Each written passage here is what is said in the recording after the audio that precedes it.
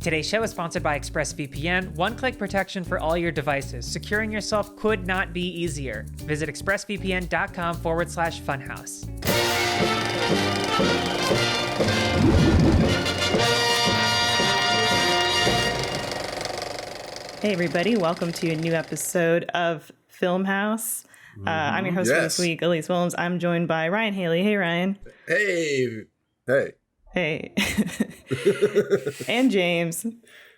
Hello. Hey. And Patrick. Wah, wah, wah. Patrick daring to be different as usual. How are you guys on this fine? Nobody cares how we are. All they care about are movies, the cinema, we're in the golden age, guys. The golden age of cinema, folks. What? We should do a biopic opening. A biopic opening. So, well, James, you're backstage. Mm-hmm. You're standing like this against a wall. Yeah. And then the rest of us are all going, James. And then we hard cut to your James. North Carolina, 1983. He's trapped in a well. I'm in a church sitting there. I look forward a couple pews. There's a full-grown man sitting next to his mother, and she's kind of massaging and rubbing the back of his neck for the entire mass. We pan down to your groin, and James. you are rock hard. Yeah. I thought he was an infant. Yeah. And then it turns out Elvis stayed in a hotel with me once. You taught him how to dance. Awesome. That's basically the whole formula. Yep. That is a great introduction, Patrick. Thank you for doing that because it is a great segue to our topic this week, which is biopics. You mean biopic? Biopic. I call them biographical films to avoid this discussion I altogether. always said biopics. Is that like a regional thing or a me being illiterate thing? No, I think you're right. I say it how you say it. I was being difficult. Biopic is like a pretentious, like a pseudo-pretentious pronunciation. It's always been biopic. Yeah. It's biopic here in America, man. I always didn't know. I never knew for sure if it was, which I just looked it up, if it was like picture or epic. Because it's either picture. one, It's picture. Definitely it is picture. It's a biographical motion picture. I know, but it could also be biographical epic because most of them are epics in that they follow someone from like birth to death. Not jobs. Well, that's what I'm saying. There's probably more that don't do that than do it. This is a great episode so far. I'm loving it. Elise, get control of us. Here we go. Yeah. The biopic is something I want to talk job. about because I had some inspiration recently that presented the topic to me. But any way you put it, the biopic is Hollywood's Oscar bait card. You know, come awards season, if you can accurately portray a dead other celebrity, like you're made in the shade. Yeah, Sometimes. or inaccurately. Either way. As we've seen. Yeah, there are the handful of times where someone has thought it was a sure thing to do a biographical film, and then it's like, I mean, my favorite is of course Jared Leto as Mark David Chapman. It's like I'm gonna, you know, as he's like shoveling donuts in his mouth, he's like, I'm gonna win another Oscar for this one. It wasn't Jared Leto that caught my attention this time. It was an upcoming Hulu series called Pam and Tommy, which is it's biographical in a sense because it chronicles the torrid relationship of Pamela Anderson and Tommy Lee, and they've released cast photos of Lily James and Sebastian Stan, who are playing the titular heroes? Sure. Of our Leads. story. Yes, And it's just, I just wanted to talk about these photos. Sorry, audio listeners, but it's pretty uncanny, like what they've managed. It's like pretty good, yeah. Yeah. It's. I give him an 8. Okay. An All right. 8, That's a Ryan? very high score. Room for improvement, though. You can tell they're trying to be them. They don't look exactly like them. There's a couple things here. I think it does look really, really good. There's a couple things though that stand out to me. It's that normally you get like beautified, like you're like, oh, this is who it's actually based on. We cast Charlize Theron to play this, serial killer or whatever. Yeah. And so it's like there's always this Hollywoodification. Sebastian Stan as Tommy Lee is one of the first examples of a less attractive version. I think he's a fine-looking man, but for whatever reason, when you see them side by side, you're like, oh, Tommy Lee is like much more of a handsome rock star than Sebastian Stan was. But yeah. Tommy Lee also looks like a fucking scumbag. Yeah. Sebastian Stan does not.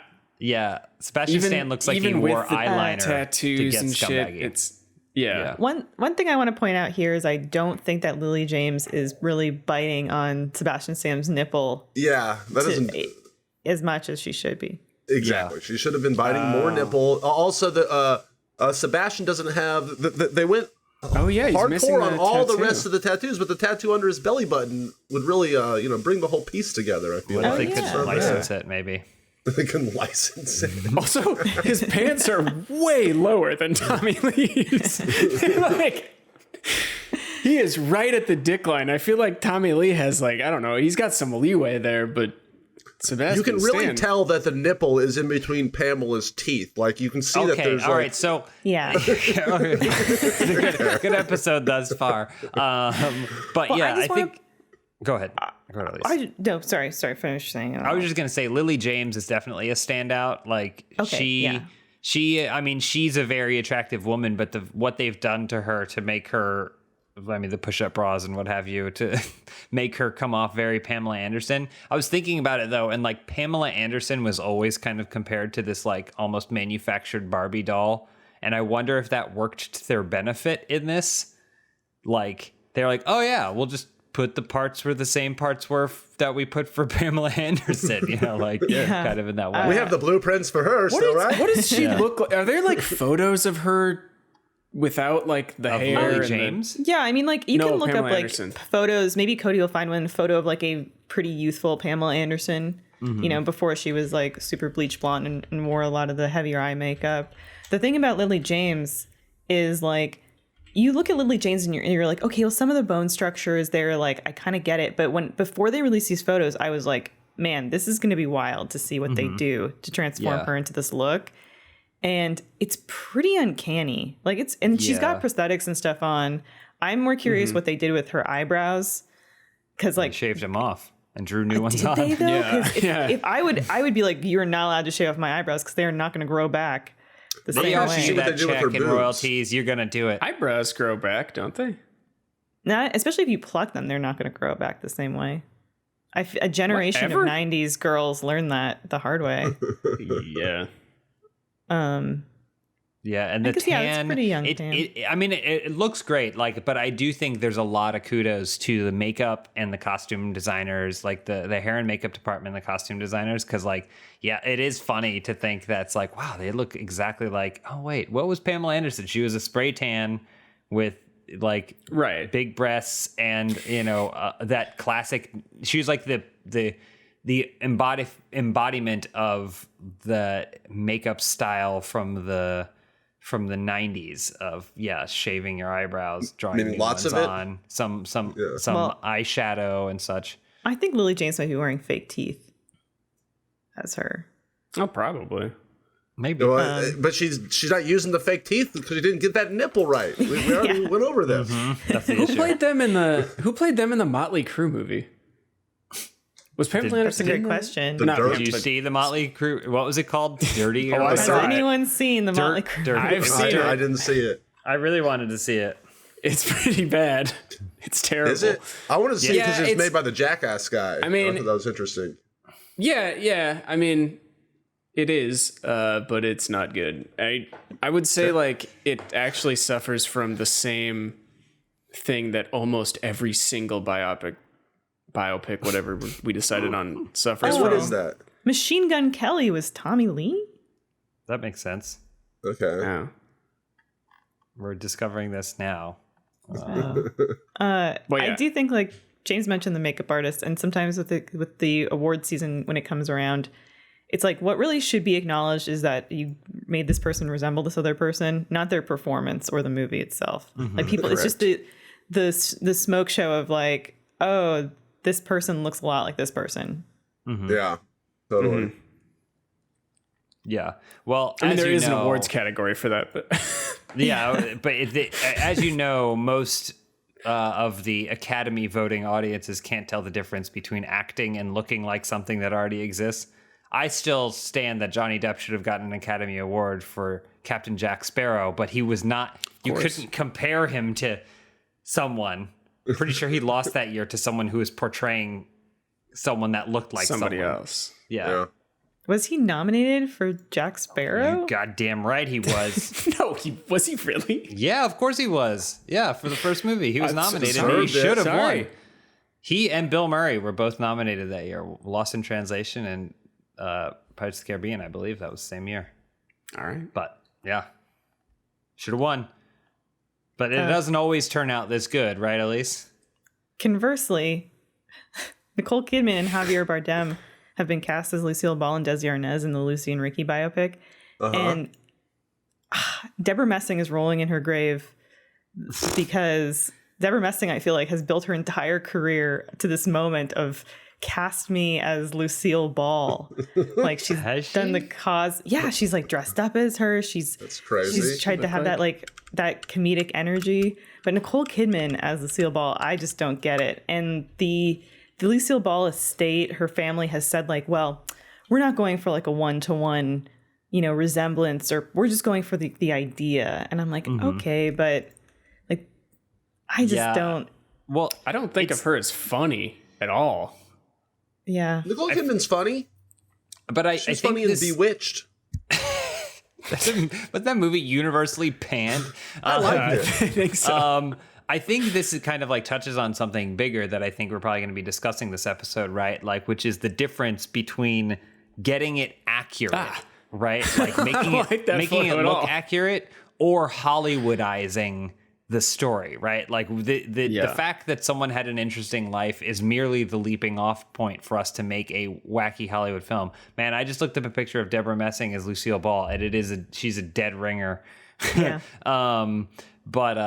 But yeah, like Javier Bardem. I think my favorite. He looks like shit. Javier Bardem as Desi Arnaz, who is like this beautiful, charming Cuban man. Like, and then Javier Bardem has a rugged attractiveness for sure, but it's like not. It's not the same at all. It's like they said he has an accent. Is it the same accent? No. Well, let's cast him here. Is it the same? Is he from the same continent? No. It's towards the end of their careers, I think. They're focusing on the latter half, so maybe that's just him as a grizzled Ricky Ricardo. It must be. Well, Ricky Ricardo is a character. Ricky Ricardo is not that like bloated either, right? I mean, Javier Bardem looks good. He's an older man. It's fine, but like. Well, but didn't Desi become like a silver fox in his later years? I don't know. I feel like he did. Yeah, he I don't know. silver. Anyway, he did. Yeah, he's like because he would silver still fox. do the talk show circuit and stuff, and he was great. Oh well. I'm very excited for this movie, though. Really? I'm sure we'll talk about it soon. But Aaron Sorkin wrote it, and he is kind of the king right now of the. Well, I'm just inspired. The inspired by biopic. Like, I don't really need all the. He did The Social Network, which. Like, everyone likes it, but I think everyone that knows Mark Zuckerberg knows that Jesse Eisenberg is nothing like him in real life. But yeah, they just kind of like, well, this is inspired by the story. So I can see him kind of going that route with Lucille Ball and saying, all right, Nicole, you're Lucy. We're not trying to do it one-to-one. He also always has pretty interesting takes on kind of what we talked about is the Hollywoodification of like distilling down who this person is and then like figuring out what that means as a movie. So like The Social Network is like it's a biopic about a 23-year-old and you're like, what? Yeah. Like, how could we possibly even know what is going to be accomplished or what has been accomplished? But like, that's not. The movie isn't about born and then death or everything and everything in between. It's focused on a moment and then again jobs, right? Like Jobs is just. I mean, but it's a very interesting take. Whereas there is the War for Silicon Valley or whatever, and then the Ashton Kutcher one, which completely got like blown out of the water. It's like, but that was like. he was a teenager. Oh, he's in high school. And then he like saw an apple on his teacher's desk and he went, oh, maybe. And like, whereas Jobs was just like, okay, let's just, what is this character? See if we can manifest whether true or not, just like the public perception of who this person is, and then really like serve it to you on a platter. So like, I appreciate the change in execution, but that means that this Lucy and Desi biopic is going to take place entirely in like the back of a car or something, you know, like. Well, it is taking place over 1 week of them filming the show, so it's just like that thing you're talking about. You know, he's like, all right, we're gonna put you in a day in the life of Lucy and Desi, which I do think of the two kinds of biopics, the let's see them grow from beginning to end and the focusing on a moment in time. I definitely like the second kind way better. Oh, really? There's not many like.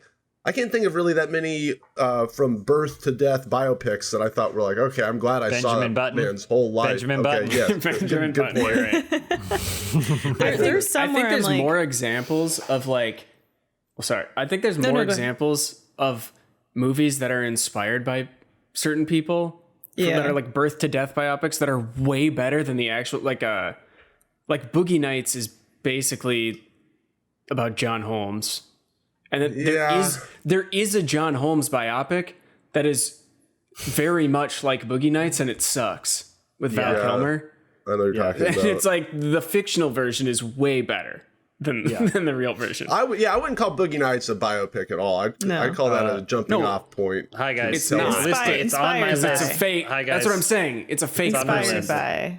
I put two asterisks next to it. I didn't say it was a biopic. Literally, I said it followed the biopic. It's literally formula. I'm defending you, Patrick, because we before this we gathered lists of our favorite biopics, and on my list I put bracketed with two asterisks Boogie Nights because it's so dramatically inspired by a real person's life and parts of their career and their stories and actual historical things that happened in and around Los Angeles that like it seems silly to not at least mention it. But again, asterisked. But I think, you know, we're talking about, I don't think Steve Jobs actually said any of the bullshit that was in the Jobs movie either.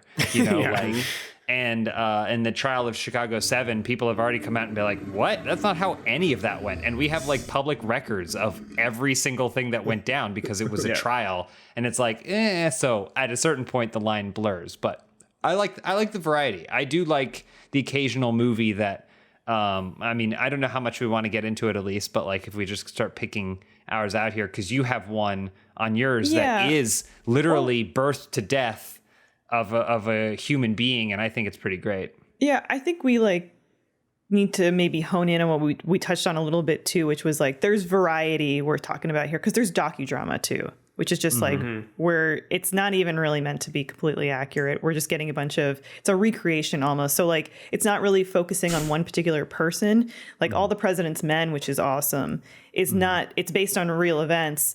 I wouldn't say it's a biopic by any means, but it's just a recreation of real life. And I think like some of these, they kind of straddle the line there. True biopic, you really get inside someone's head perspective, what made them tick, their hopes, their dreams, their tragedies, their successes, like, and then there's stuff like Catch Me If You Can, which is like someone just talking about the exploits of their life, but maybe in a little more fantastical way.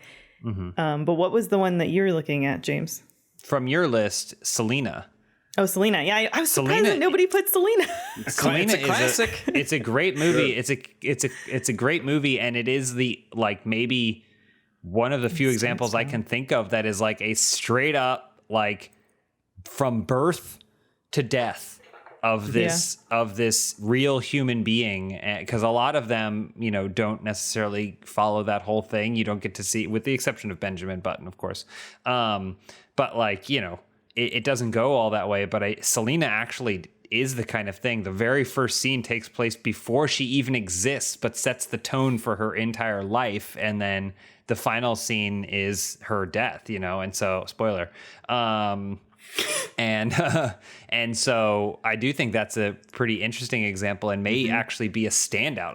It's harder to think of movies. Why is Spider-Man on your list, Ryan? That's one of the best biopics that's ever been made. Okay, all right, never mind. I would also say Selena of the like Hollywood biopics that follow, especially with music, where they are all essentially the same movie. Like Ray, the Johnny Cash one. I love Walk the Line. That was going to be my example of one that, like Selena, is a good. It's good. But hang on, let me get through this thought. I'm sorry. Because I don't like that movie. I think it's better than most of them, but I don't like it. I love it. All of those like Hollywood biopics that follow a very, very strict formula. Like they literally all open with the person backstage before a big concert. The Queen movie. I think Selena is the standout of that, where it follows that formula, but it's pretty good. I don't remember Helen Mirren backstage at a concert at the beginning of that. It's before they center the catalyst or the climax of the film is always like this legacy defining event, and then they pick that and then they go back, right? So They're gonna talk about the Queen. Sorry. Continue, Heather. It's her backstage with Queen before they play their concert for the Queen. Got it. And they're all chanting, "The Queen, the Queen, the Queen." You remember? There's another kind of version of that, which is very similar. The formula that, as I was going through this, I realized is like is the gangster movie, right? Like these are historical films, but they are also The Irishman.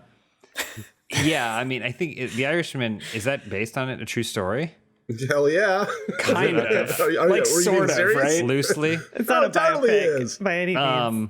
But I mean, like I had Wolf of Wall Street and Goodfellas. I did not put Casino, but they're all the same. They're all the same movie. Yeah. I'm like, Well, they're also all they're all Martin Scorsese. I know, yeah. Who's got a thing, you know?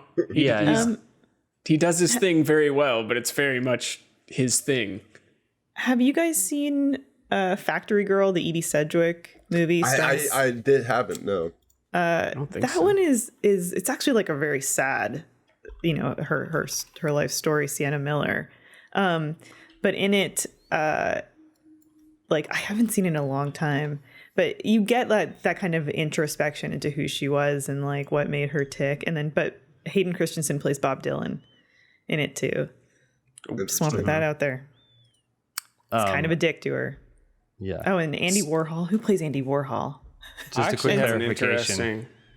I just want to clarify something real quick. I confused The Irishman with The Departed. Okay.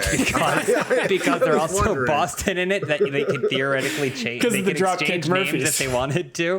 Yeah. Speaking of Bob Dylan, I put this in. I don't even think it's one of my favorites. I just think it's a very interesting biopic. Have you seen I'm Not There? Yeah, I didn't like it. I don't really think it's very good either. But I put it in there different Bob Dylans because it's very interesting. Where they have like all these different actors playing Bob Dylan, but it's like weird little vignettes from his life. Mm-hmm. Just want to let you guys know that Andy Warhol was played by Guy Pearce. Ooh, Factory Girl. What can't he do? That works, I guess. There also seems to be this trend of like, we can't just tell a straight biopic. We've got to make it like have some kind of edge to it, or like Rocket Man, where there's like all these fantasy sequences. And I liked Rocket Man, but like fantasy sequences, music sequences, and it works with who he is. I mean, I think those are like attempts at like battling what Patrick was saying. Like, you know, because ultimately it's like, how do you figure out that format? You can either go full on Sorkin, which is, we are literally pulling a slice of this, and then it's a character study. But if you want something else, like I do think that Rocket Man is a fun compromise where it does follow him from a boy to basically almost where he is now. I mean, I guess it cuts off in the 80s or whatever, but like, and it uses the art form that person pursued to really like shape that tone and like really give you insight into who they are, right? So, and it makes it fun. It would be stupid to make a Elton John movie without Elton John music. When did that happen? Didn't that happen? Was there some? Did they lose the rights? Not Elton John, but wasn't there some sort of movie where it was made based on a certain musical artist and they didn't have the rights to any of the music? So there's like none of that person's music in it. Familiar. It sounds really familiar, and I'll keep digging into it while you guys talk. But yeah, I think that like you kind of have to, because that's what people are there for, right? Imagine trying to celebrate Elton John's life without all of his art in it, you know? One subgenre of biopic that I seem to like, looking at my things that I hadn't thought about, is the biopic where the person is not necessarily the main character. My number one favorite one of a biopic ever is Amadeus, and Mozart is like the secondary character, right? And there's something about that where you're kind of getting it from a different person's perspective. Another one that does that is The Fighter, the Christian Bale, Mark Wahlberg, how he's kind of the secondary character, and Behind the Candelabra, where what's his fucking name? Liberace? Liberace, yeah. Liberace's kind of the secondary weird character. But also that can kind of go bad. I thought that the Mr. Rogers one they did that with, that didn't really work at all, where it's like, I want to see Mr. Rogers. Why are we following this other asshole? Same. And with that, I really felt like I wanted to get what made Mr. Rogers tick. And by having the person we were following be an outsider who wasn't even like super close to Mr. Rogers, I felt like I wanted to know like what happened when Mr. Rogers went home behind closed doors and had a conversation with his son. And we didn't get that.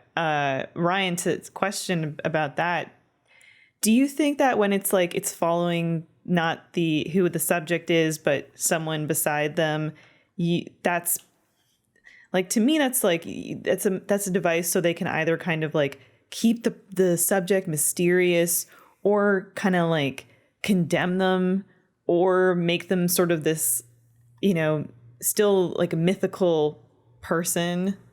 There's that. It obviously helps, like, when the secondary character is a big part of their life and had a big effect on them, and they're kind of part of the take on the story, like with Milos Forman's Amadeus and stuff. Yeah, it's about a guy obsessed with Mozart, and kind of it's like trying to find out what makes him tick. So it's almost like he's a stand-in for the audience, and you're kind of like his obsession with Mozart is a part of the theme of the movie about what makes greatness, what makes somebody a prodigy like that when everything else about his life sucks.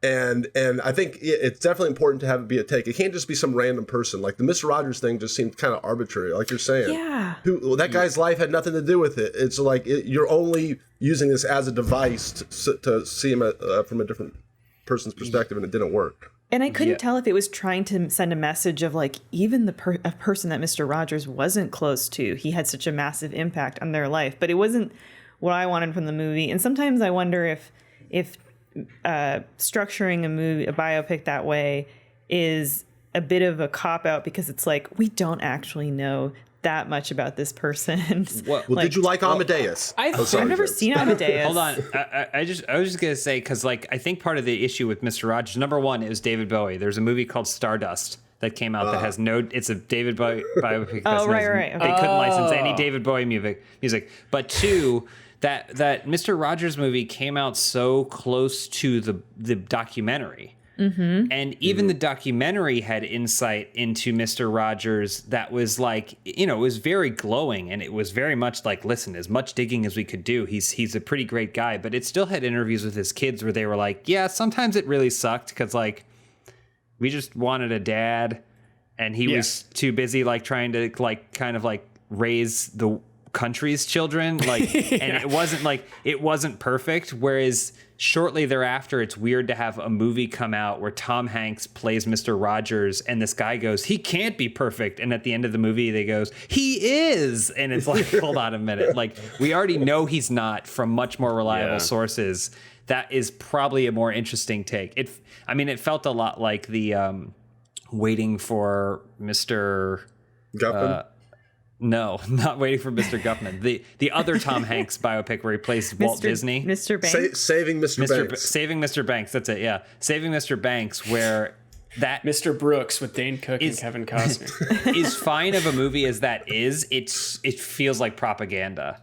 And I think that's like one of the worst things that a biopic can feel like is like, it's like, and Bohemian Rhapsody is the same way. It's just like propaganda made by the people who really stand to profit off of you liking this person, telling you how fucking incredible they are. And like with nothing, like, oh, the bad stuff in their life. Yeah, sure. There was some drama, but not them. They didn't do nothing. Like they were genius, you see. And like those, I feel like, are some of the worst examples of what to do with this genre. That's what puts me off to most biopics, I think, is they all do feel like propaganda. But I think what Ryan's saying is true. Like if you have somebody else that you're like viewing this person through the lens of, you can be like, oh, this is how this person sees them. Yeah.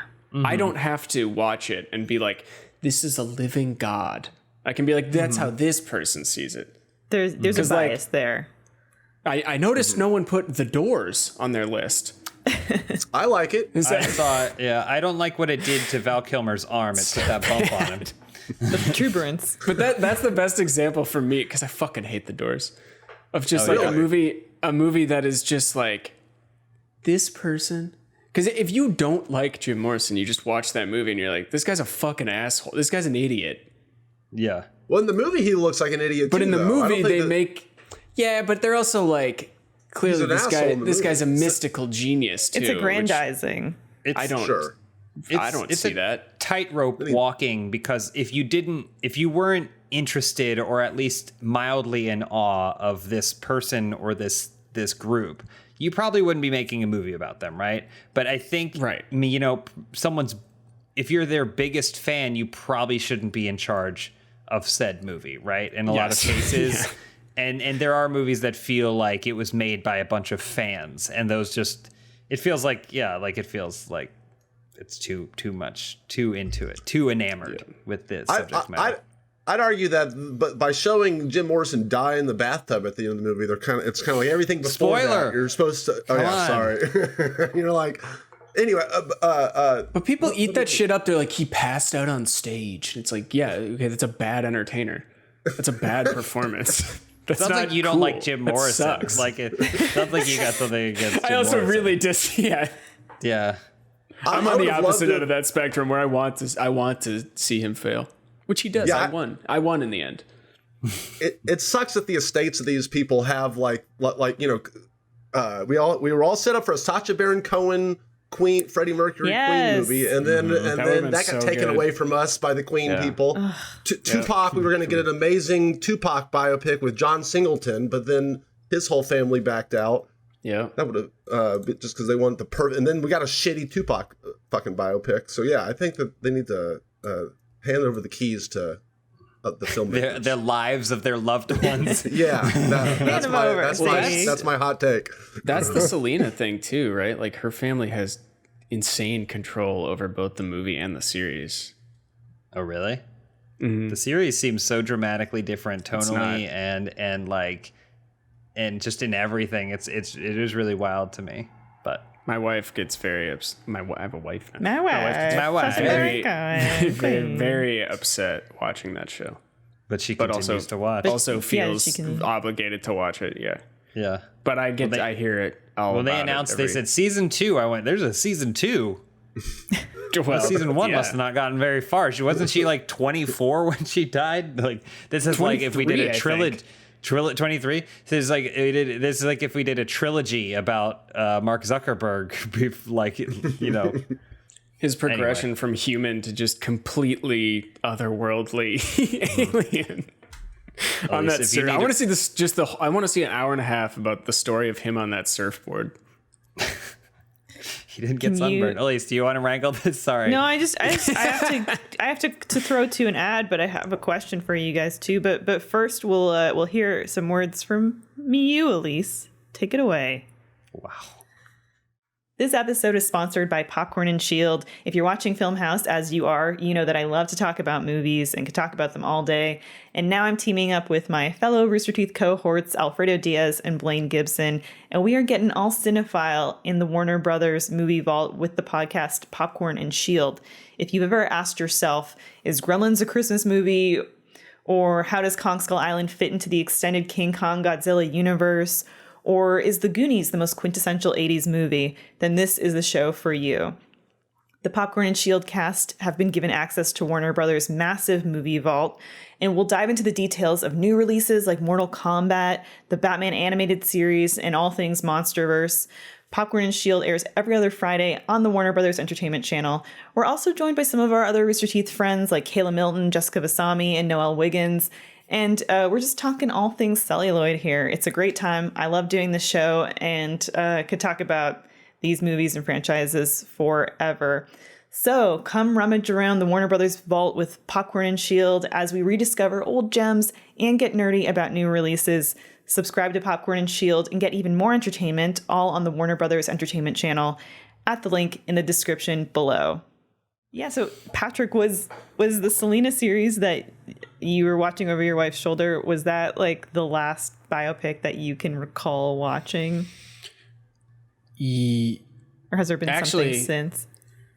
Yeah. So in prepping for this, I was trying to find some of the like stranger biopics out there. So I did watch Superstar, the Karen Carpenter story. Oh, hell yeah. I thought you meant the Molly Ringwald movie. No. Or not Molly Ringwald. Molly Shannon. Molly Shannon. I knew who you meant. I knew who you meant No, it's like a 45-minute. Is it Todd Haynes? I think. Yeah, Todd Haynes. And Barbies. Yeah. And it's made with Barbies. Wow. Oh. That's cool. Yeah. That's It's very wiped weird. from the internet. But though. that I would say it goes that, then the Selena movie, then maybe the Motley Crue movie before that, and then Queen. There's probably others in there too, I'm sure, that I've forgotten about. But Ryan, do you recall the last one you've seen? I think the last one I saw in theaters was The Disaster Artist, if you call that a biopic. Yeah. Which I do. So. I love that movie. I thought it was great. I can't think of another one that's come out more recently than that, though. James? all the ones I just mentioned. The most recent one that I think I saw was Scorpion King. Yeah. Which one?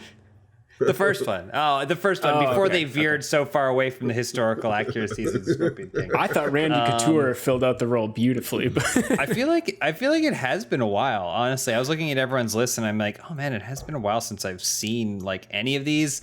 When we did the Let's Play Live tour, there was a DVD copy of Frida that someone had left on the bus. And since we all had portable DVD players in our cubby, I watched Frida, and that movie's really great. It's not technically a biopic. I think it's more a portion of the lives of these people. But we watched Stan and Ollie.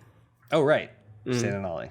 Yeah. But I think that counts. And we were just talking about that. Like it is kind of like the Lucy and Desi one, right? It focuses on them, not when you'd think you would get a biopic about them post-career, like post-breakup, reuniting for a live show tour in the twilight of their careers or whatever. But it was pretty great. It's great. I mean, I don't know how much, if you want to talk more about it at least, because I think there's really cool things. It's the Laurel and Hardy one? Yeah. Yeah. I mean, I think there were really cool things about it because if you're a fan, kind of like we were saying with Rocket Man, right? Like you expect to get Elton John music to celebrate the life of these people. And one of the things that Stan and Ollie does is they weave what would have been hypothetical Laurel and Hardy bits, like vaudeville sequences, into the film itself that almost certainly didn't transpire in real life. But like something as simple as them trying to get a heavy piece of luggage up a set of stairs, right? And it's woven pretty seamlessly into the narrative where it's like, oh no, they actually have to catch this train to the next spot. So they bring their luggage up, but then they have some sort of silly interaction that results in one of them dropping the luggage, which goes all the way down. And it's like, oh, now hats off. What am I supposed to do? Like, And it is really fun and satisfying as someone who appreciates those artists to see. That's one of those situations where someone can be a fan and get it, like, because you kind of have to be. What makes a good Laurel and Hardy sketch, right? You have to know that, and then you have to also be able to make a movie. So I did love that aspect of it. Yeah, it was very charming. It was sad too, like extremely sad. I watched Julie and Julia over the last year, which I never thought that I would watch. It's the Meryl Streep as Julia Child biopic, where like it's also contrasted against Amy Adams, who's a big fan of hers.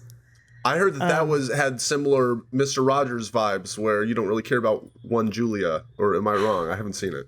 I did. I mean, I definitely cared more when Meryl Streep was on screen and we were watching her. And I enjoyed it like a lot more than I thought I was going to. I like food. If I like food, will I like it?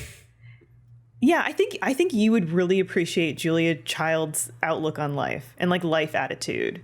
Like knowing your life attitude and like the lust you have for life, Ryan, I think you would be like, Julia Child is pretty dope. But like she was also like kindred somebody spirit. Just kind of like, she marched to her own drum in the best way possible.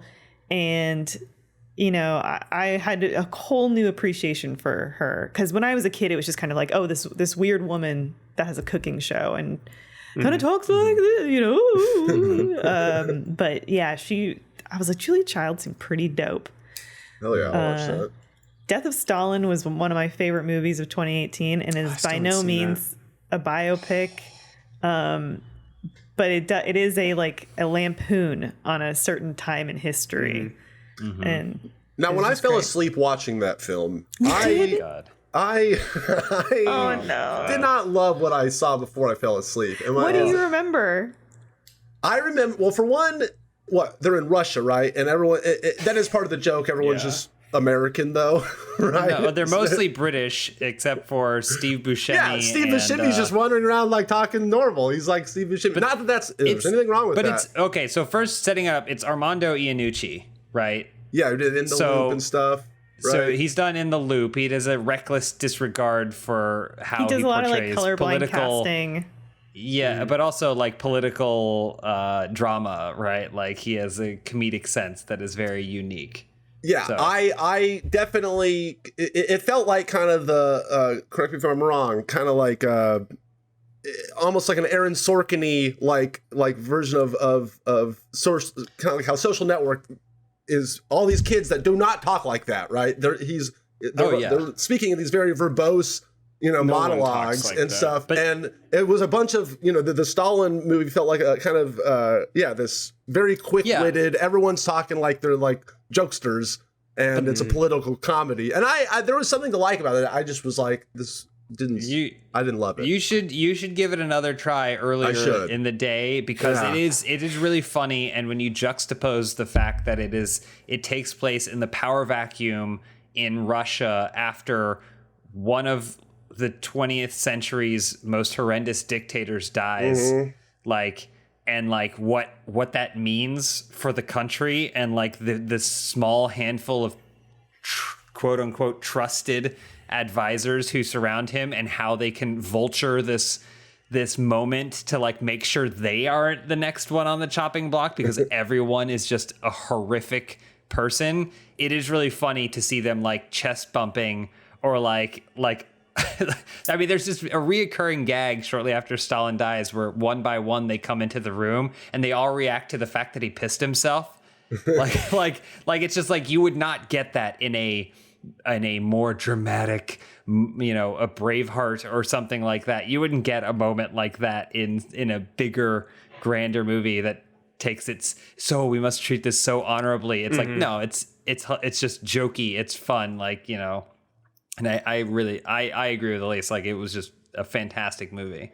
Well, in terms of our biopic discussion, because I was going to put Inglourious Bastards in my list of favorite biopics, because I like movies that take history and just fucking fuck history. We're going to do our own history.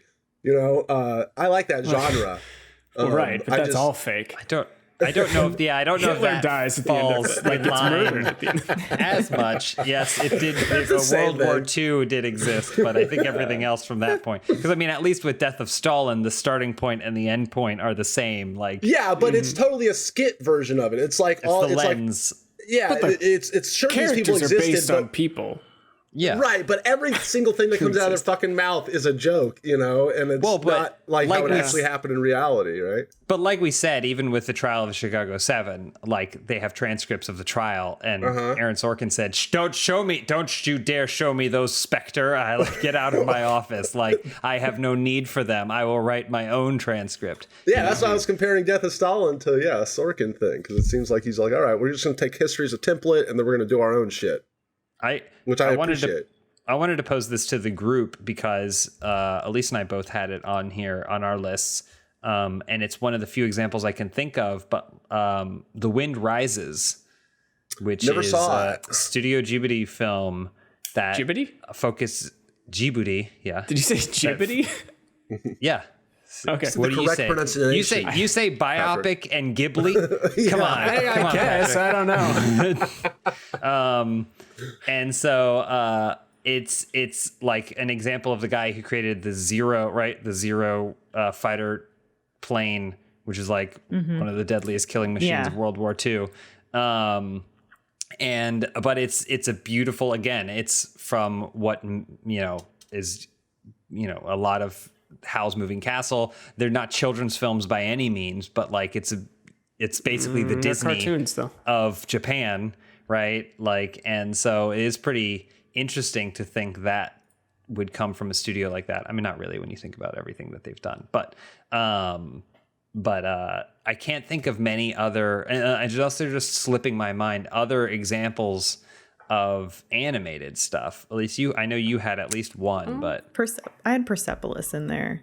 Mm-hmm. Oh yeah. Which is really, is a coming of age, especially set against the Iranian Revolution, which totally, was an event of upheaval that, if you were coming of age in that time, was going to just be a really disruptive, event that changed, especially for the author, who was a woman. Like, that's completely life-changing, the trajectory that you think that you're on. But yes, Persepolis is great. Can I just say that I just Googled just to make sure I wasn't being completely crazy, animated biography movies. And the first one that comes up is Loving Vincent, which I did forget about, which is a Vincent van Gogh film where every single frame is like one of his paintings. The second one is The Wind Rises. Mm-hmm. The fourth one is Persepolis. And the third one is Ants. So I'm sorry, did you say ants? How much I said ants with a Z. Yeah, so I don't know I'm how familiar. much we can actually trust Google here in this situation. Whose life was ants based? Woody Allen's. In Ants' defense, Kung Fu Panda is on the next line down, so something may have gotten mixed up here. Hang on, we gotta get to the bottom of this. I think it's just a movie about something. Like, I don't know what it actually is considering. I mean, I guess you would have stuff like Moses, the Moses movie or whatever. I did see a lot of that, like, listed on, because I was looking, like, trying to remember some, and it was like the 10 Commandments. It's like that's pretty. Yeah. I don't know if that's technically a biopic. So it is interesting that there's, I mean, it looks like if you go internationally, there's more, but like, yeah, I'm sure how that isn't, that for whatever reason, people haven't seen animation as a vehicle for telling these stories in a lot of ways. Well, hang on, was James, there a real Kung Fu Panda? Yeah, there was. 4th century China. There was he was a fighting panda that. Honestly, then that was a pretty good biopic. I have a lead that directly affects you, James. Okay.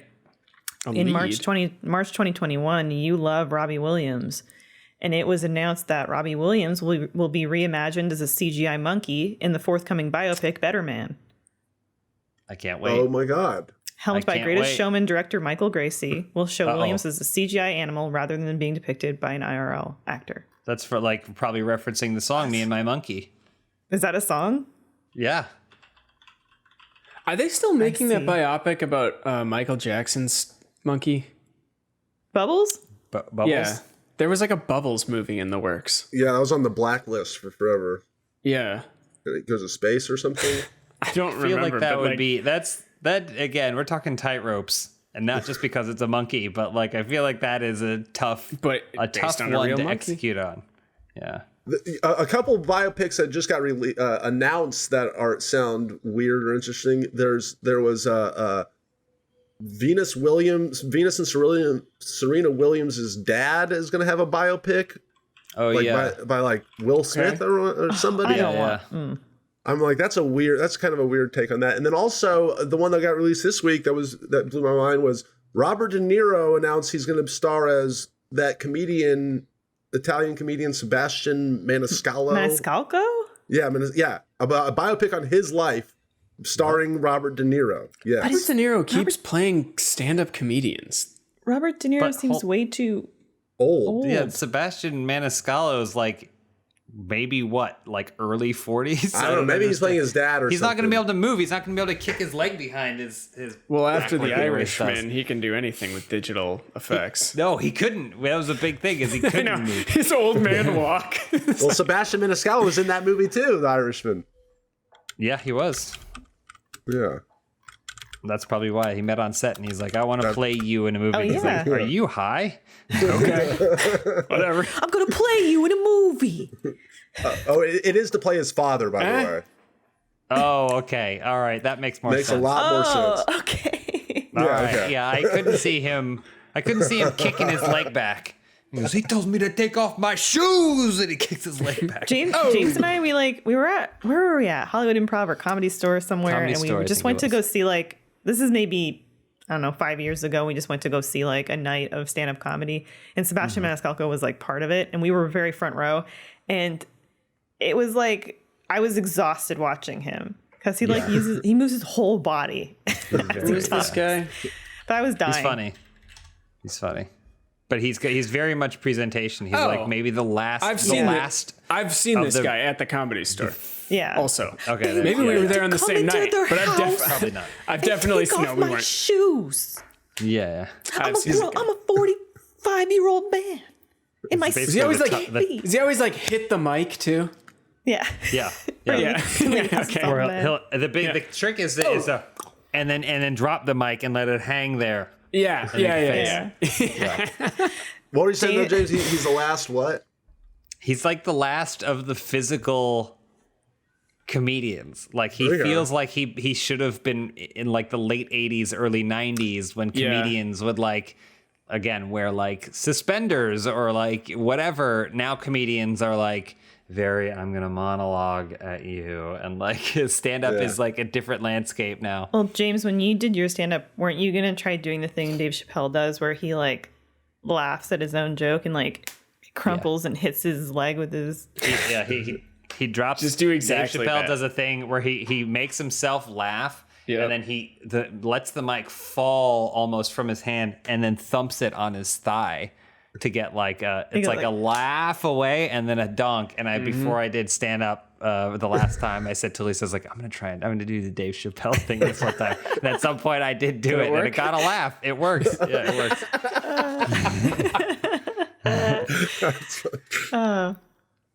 Well, I hope Hollywood learns some things from. I don't think they ever will, because the Queen biopic was a woof, and it still got acclaim. Didn't it win Best Editing? It won Best Editing when it Best had objectively the worst editing of any film of the whole year. Yeah, there's Which I thought entire was YouTube funny. channels about how bad that editing is. Which We is never weird to think finished about it. something like that being objective, but it is. It is. Yeah. Sometimes for those awards, it's like, all right, the only one, the editing that we all noticed the most, we're going to give it to, even if that's not a good thing. Even if it's not good, yeah. Googling Bohemian Rhapsody and editing yielded the most results, so thusly it won for that. It won for having the most edits, not the best edits. There you go. But yeah, Hollywood, I hope you watch this podcast and you'll learn something. And thanks for talking about this subject. And I can't wait to see Pam and Tommy's love story as it was meant to be seen on the small screen with ads between it. They should release they should release kind of like how Snyder released his black and white version of the Snyder Cut. They should do like a really grainy VHS version of the Pam and Lee, kind of like the sex tape. Like the sex tape. Yeah. Nice. Oh, man. Has like tracking errors and stuff. Exactly. In it. Yeah, that's really good. Do you think the movie, because the movie's sort of about the sex tape, right? It's got to be. Seth Rogen sells the sex tape. Do you think they will do a shot-for-shot remake of the sex tape within the movie? Is he going to drive a boat with his dick? Didn't That's what I'm saying. Like, will they have if they had any artistic integrity at all, unsimulated sex scene between the two actors in this movie, where you see everything? You see everything. Also, could we all go around and give our review of the actual sex tape? Patrick, we'll start with you. I assume you watched it. Patrick, your thoughts? Newly married Patrick. Not in a long time. he's been watching Selena, the series. He has seen it. The guy's got a big dick. There's no argument there. I'm gonna go with 5 out of 10 because it's just the quality is not aged well. It's like in 140p. Yeah, the quality is bad. Yeah, you can feel a connection between the cast, but other than that, we'll have to push for a restoration. I never actually saw it. 4K. Unfortunately, I never actually saw it. The only clip that I was able to I'll be honest, the only clip I was able to find when I went to try and find it was just them hanging out on a boat, and I was like, this sucks. Like there was no sex, there was no nudity, it was just the two of them on vacation, and I was like, this is the worst thing I've ever seen in my life. And then I went back to trying to decipher scrambled Cinemax. Yeah. Well, the good old days. That's our show for this week. You can find that sex tape online. And we'll link it in the we'll put it in the description. You can also find the Eternals trailer online, Elise. Yeah. And you can find news about the MGM purchase by Amazon. By Jeff Bezos owns. Yeah. He owns Bond. Great. That lion was filmed roaring at the Memphis Zoo. Little trivia fact there for everybody. So Jeff Bezos owns one of the lions. There's been like 10 of them, but okay. Yeah, that lion's been dead for probably 100 years. Oh, they killed it right after the shoot. They had piece to of Memphis trivia. Yeah. Put it down. The shot that's in the logo is actually him lunging for the trainer. Took a big chunk out of his arm. They had to put the lion down. So. Have you seen that movie where they have like 100 actual lions and like every single person involved was hospitalized? It's amazing. I tried to talk all these people on this podcast into seeing that 2 years ago, and no one's seen it. Roar is great. Well, that's all the time we have. Okay. Thanks, everybody. Bye. See ya. Bye.